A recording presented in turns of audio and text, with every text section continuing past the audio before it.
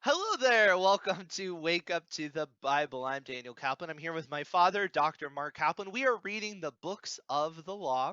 We're doing the traditional Jewish reading. So if you have friends who go to a synagogue or maybe they're Messianic and they're following the traditional Torah readings, you'll be following along right with them.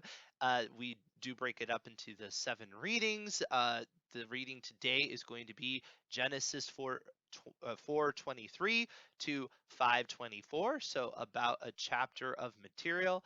I like to read from the Robert Alter translation just because it's a little bit different. He has some interesting things to say. It gives us some talking points, and when we finish our reading, well, we'll discuss what we read. So let's dive right into it. And Lamech said to his wives, Adah and Zillah, oh, hearken my voice. Oh, hear Ken my voice. No, it says here Ken. I wonder if it's a typo. Oh, okay.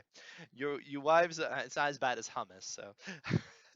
You wives of Lamech, give ear to my speech, for a man have I slain for my wound, a boy for my bruising. For sevenfold Cain is avenged, and Lamech 70 and 7.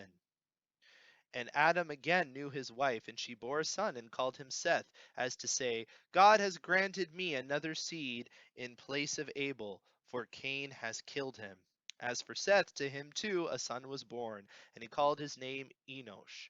It was then that the name of the Lord was first evoked. This is the book of the lineage of Adam. On the day God created the human, in the image of God he created him. Male and female he created them. And he blessed them and called their name humankind on the day they were created. And Adam lived 130 years, and he begot in his likeness by his image and called his name Seth. And the days of Adam after he begot Seth were 800 years, and he begot sons and daughters. And all the days Adam lived were 930 years. Then he died. And Seth lived 105 years, and he begot Enosh. And Seth lived after he begot Enosh 807 years, and he begot sons and daughters. And all the days of Seth were 912 years. Then he died. And Enosh lived 90 years, and he begot Keman. And Enosh lived after he begot Kenan 815 years, and he begot sons and daughters. And all the days of Enosh were 905 years. Then he died. And Kenan lived 70 years, and he begot Mahalalel. And Kenan lived after he begot Mahalalel 840 years, and he begot sons and daughters. And all the days of Kenan were 910 years. Then he died. And Mahalalel lived 65 years, and he begot Jared. And Mahalalel lived after he begot Jared 830 years, and he begot sons and daughters. And all the days of Mahalalel were 895 years. Then he died. And Jared lived 162 years, and he begot Enoch. And Jared lived after he begot Enoch 800 years, and he begot sons and daughters. And all the days of Jared were 962 years. Then he died. And Enoch lived 65 years, and he begot Methuselah. And Enoch walked with God after he begot Methuselah 300 years, and he begot sons and daughters. And all the days of Enoch were 365 years. And Enoch walked with God, and he was no more, for God took him. And Methuselah lived 100 years, lived 187 years, and he begot Lamech. Oh, actually, I went one beyond that. We were supposed to end at 24. So a little preview for tomorrow. Obviously, a lot of lineage going on, but before we do that, we end up wrapping up with Lamech and his wives. And I know you had something to say about that. Yeah, you see here in Lamech's boast uh, the parallelism, Hebrew poetry, how the same thing is said in different words, so that the rhyme is of ideas. So he says, "I've killed a man for wounding me, even a young man for hurting me." So he's in a way saying the same thing twice, although he's adding a little bit of information.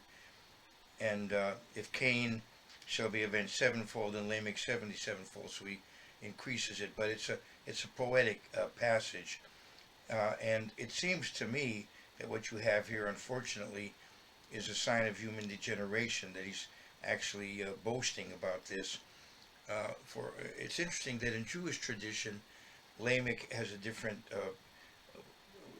different. There's a different approach to Lamech.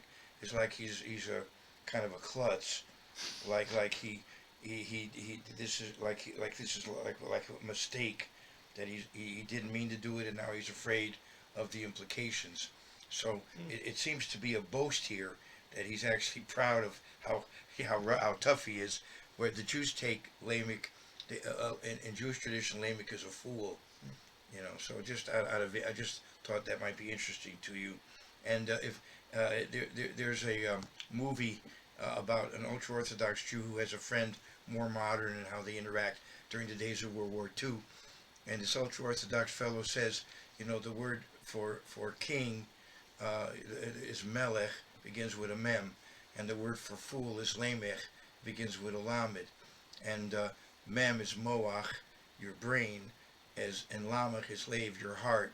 So if you focus on the brain, you'll be a king. If you focus on the heart, you'll be a fool. That's the story that he tells, which I imagine is a traditional Jewish story. But I think that probably what's going on here is more of a boast of a person who is unrighteous. He starts out with two wives, and then he does this as well. That's what it seems to me. Yeah, I mean, whenever you start to hear something like somebody being avenged, you start to think of, vengeance is mine, and it's just vengeance is generally not considered biblically correct or righteous path. So as soon as you start to hear words like vengeance, you start to think that, like you said, you're thinking of degeneration or something like that. Um, an intriguing statement is made at the end of this chapter, which has different speculations as to what it means. I knew I was going to get to there, but when it says, "It was then that the name of the Lord was first invoked," so I'm sure you can make a lot of that. What do you think that specifically means, or what do you think are some good interpretations? Well, it would seem that there's a differentiation between the line of Cain and the line of Seth. That the generally speaking, Seth is the more righteous line, and so you have beginning with Seth, people are developing once again a more positive relationship with God, and the problem later is when you read in Genesis 6 that they were marrying with wives who were corrupting them, because they did not have that same orientation. We'll get to that later. I've just heard some different thoughts on this. Like one thought I heard was when it says, "It was then that the name of the Lord was first invoked," it's referring to the descendants. It's talking about the name of the Lord was first invoked by other people that weren't believers, because maybe they first started to see the differentiation between the cultures.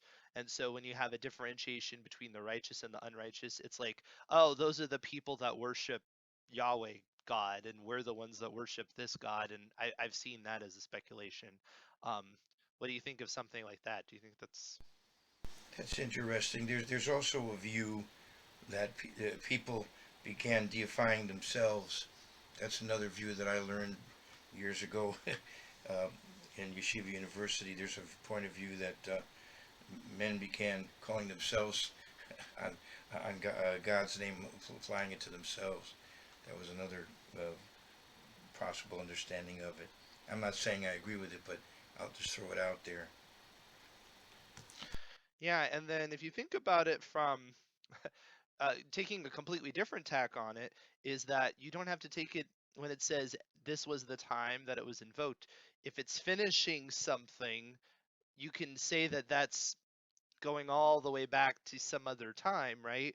And it goes all the way back. The way it's done, at least in this modern chapter, the first thing is Eve said, I've got me a man with the Lord. So perhaps it's even just referring to that. It's not saying, it took whatever it was, 100 years before, or generations before people did it. It's just saying this is the time when that happened, and it's just kind of wrapping up that section. I would like to comment that this is, frankly, a controversial part of the Bible because of the lifespans. Uh, but that's maybe why we need revelation.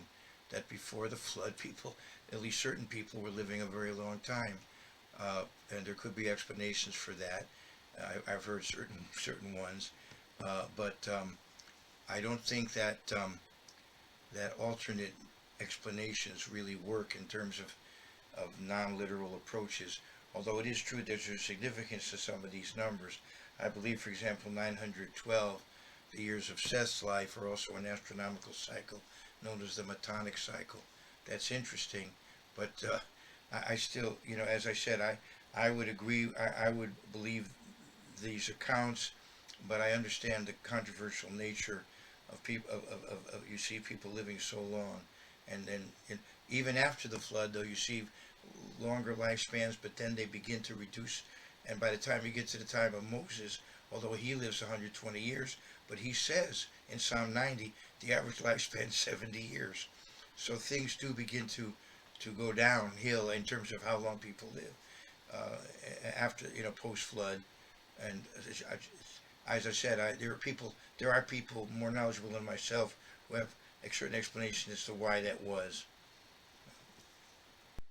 Yeah, one thing that is interesting with this too is you have the concept that, which again, if you want to get into controversy, right, it's almost like you have to demarcate your life from when you have offspring and when you don't, because it's like everybody to a certain age, and then they have a son, and then it's after.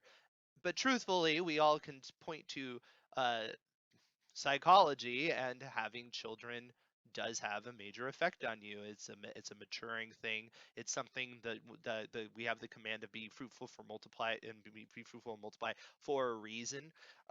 But on the other hand, what's interesting about it is that much like other chronologies that we see, like in Matthew or something, this obviously isn't the whole picture, because there's no way that Adam lived 130 years. Well, I shouldn't say there's no way. It seems unlikely that Adam would have lived 130 years before he had Seth, but because first of all, we know there was Cain and Abel, but second of all, if you're reaching maturity, unless you think people aged a lot differently, you're going to have offspring before that. So what this is also cluing us to is that there's symbolism here, there's strategic choice, there's what the audience needs to know, but there are gaps, right?